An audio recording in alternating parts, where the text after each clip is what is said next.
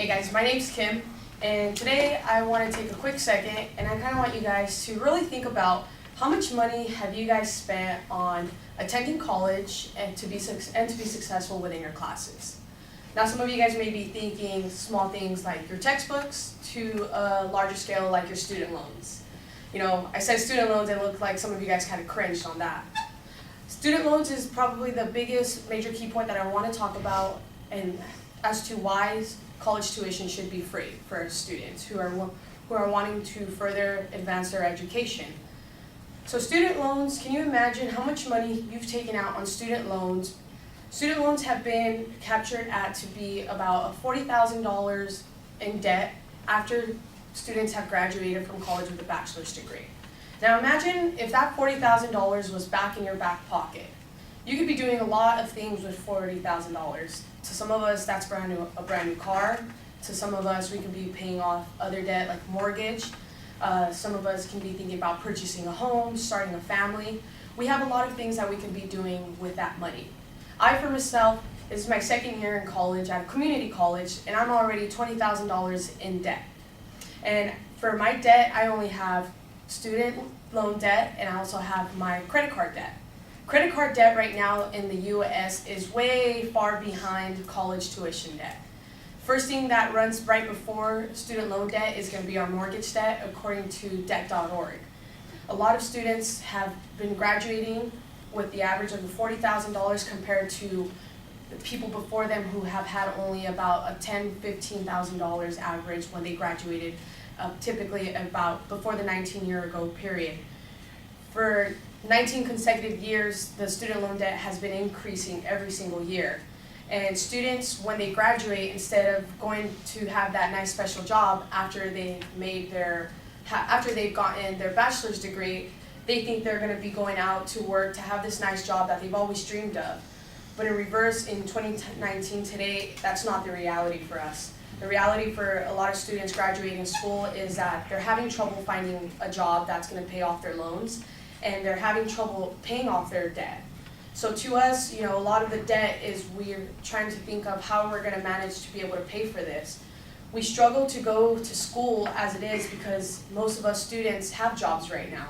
We have a job for a purpose to be able to pay for our essential things that we need for on a daily basis. You know, and some of that takes away time from being able to get internships, to be able to get some life experiences for that degree that you later want to pursue.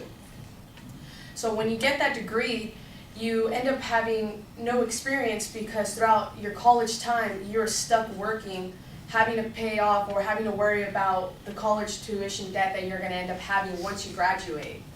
So students get out of school, have trouble finding this job, and end up having trouble in going into student loan debt and paying off that. Some of students are scared to even go into college because they know that this brings a big burden onto themselves and even onto their family, because if they can't pay for it, a lot of students look for guidance, they look for help. At a young age, we just kind of think that, you know, money is going to always be there or money's going to come and go for certain people. But the reality of it is that student debt is something that has been significant in the US. And according to student loans forgiveness, student loans have been increasing for the past 19 years and has been gathered to be a total of $2.76 trillion in a grand total in US debt, and that's among our 50 states. So that's a significant amount of money where students shouldn't be having to be worried about paying off this debt when they graduate from school. So a lot of these students, you know, they get scared to come into school because of this. So piggybacking off of that, I want to go into how lower income students have a little bit more options than, you know, students who don't have that privilege. A lot of us, you know, when we're still at a young age, you know, get based off of our parents' taxes when we're still being used for our parents. A lot of our parents use us on our tax reform so they can have a little bit more money. I specifically, I can say that my parents still claim me on my taxes, so therefore they get a little bit more money. Government assumes that we are getting that money from our parents to be able to use for college tuition or other finances. To some people that may not be the case. To some people that money goes somewhere else. You know, with some people, that college tuition is never really known to be where it can get picked up from. So when it comes to lower income students have a little bit more of a free-for-all, which meaning you know, they can apply for FAFSA, we can apply for grants, but that money can only do so much for when we're going to either UCs, Cal States, private colleges. All of this makes you know, a lot of a debt in our back pocket. And some of us are asking, well, who's going to pay for, you know, our college tuition? Bernie Sanders back in 2015 and 2017 proposed the idea of college tuition should be free for public colleges. And unfortunately that was knocked down because not enough people were able to vote on it. And when we say enough people, we're talking about the youth. So when we want to have this idea of college tuition being free for ourselves, we always want to assume that, hey, we can do something for ourselves, being that we can go out and vote and we can make this difference for ourselves. A lot of the things that Bernie Sanders proposed were good ideas, you know, maintain a 2.5 GPA, have good grades, being able to go to other colleges and not have to worry about this burden that we carry on ourselves. So back in 2015 and 2016, the plan was for higher class Americans, meaning who make, you know, who are billionaires, millionaires, who make around that income, are going to be receiving a higher tax on their taxes. So from that tax rebate, and that money's gonna end up getting put into a fund where students can be able to apply for these, I wouldn't say loans, but to be able to apply for these grants that, you know, we're given permission to be able to go to school without having to worry about all the financial things that are gonna hit us when we're adults. Because when we are adults and we do have that bachelor's degree, whether it's bachelor's or a master's degree, some of us think about having a family, some of us think about purchasing our first homes. And how are you able to do that when you have to worry about your debt that you need to take care of?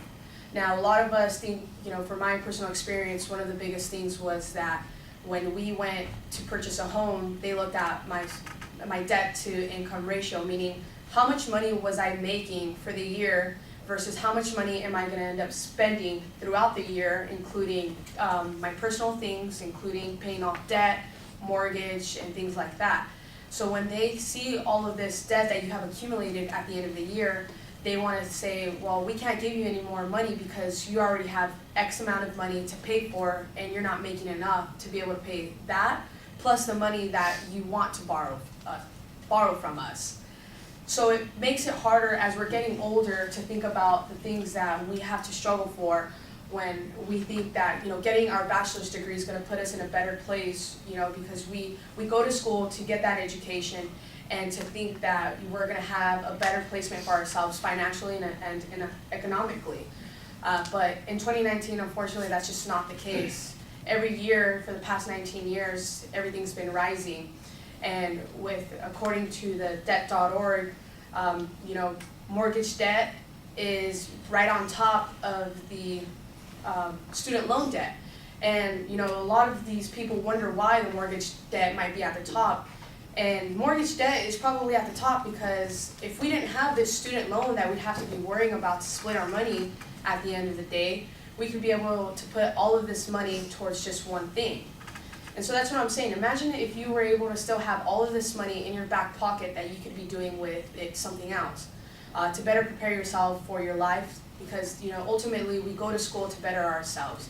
So I want you guys to end on a note with remembering what things we can do to be able to prevent ourselves from getting in this debt, because in the long term, a lot of these students don't think about how it's going to affect us other than having to pay for that money. It affects us when we want to go out, finance a car, when we want to go out and finance, you know, certain things like a ring, you know, things like that, or, you know, purchase a home. So think about in the back of your head that, you know, the next time the proposition that Bernie Sanders puts out again, go out and vote so we can try to make a difference and we can try to get college tuition to be free.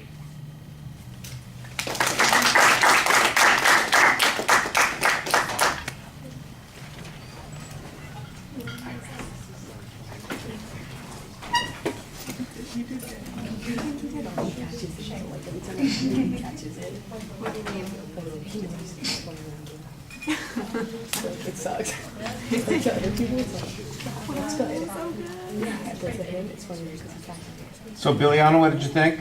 I thought it was really good. I think you did like a good job explaining your topic, and I think you're pretty knowledgeable about it.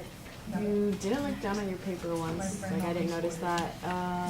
You cited a couple sources which made it seem like you knew more than like what you were talking about. Your body language was pretty on point, and you were like making good eye contact with the audience. So, yeah. So, yeah. Okay. The self-introduction is probably not necessary. The rhetorical question's okay, but I think you could find a better attention device. Your topic is clearly stated, so we know what your purpose is. You've got some early information about how much debt the average person graduates from college with, and I think that that's probably relevant and important information. The impact of that debt, though, is mostly asserted. You talk about how it could be used for a bunch of other things, and I'm thinking to myself as I'm listening to the speech, well, why is it more important to spend the money on something else than it is on your education? Why is buying a car more important than buying your education? Why is getting a ring, like you mentioned at the end, more important than getting an education? Why is making a house payment more important than getting the education? What you need to do is you need to show us why the debt that's occurring here has this negative impact on the economy. It prevents us from doing these other things that would be beneficial. Otherwise, it sounds like it's just, well, I wish I had more money to do other things with, and I don't have the money to do other things with. I'm going, that's not the way that this is going to sell. When you talk about $40,000 in debt, you mentioned it yourself. Well, that's the price of a new car. I'm going, well, you got 4 years of college education for $40,000. That seems like it's worth a new car payment, So why is that debt so unfair? Who should get that debt other than the person who's, accumulating the value that's going on there? What you want to do is you want to tell us why there's a benefit to the society from accumulating, from getting this education, how it's going to improve your ability to make the economy work and function, to increase productivity, that it's going to have this big benefit. You don't want to make it just about the personal, you want to make it about the social, because if it's just about the personal, then what people will close off and say, well, why should I be paying for your education? I'm not getting anything from that. You want to tell us why we all get something from this sort of thing, and that's going to make that argument a heck of a lot more effective. The presentation stuff is all solid. You do a good job with that. The organizational issues, I think, are a little bit problematic. There's occasional citation of information, but I think it's a little inconsistent. And the explanation about how the Bernie Sanders plan was going to work and how it's going to be financed, I think, is a little incomplete. All right, thank you.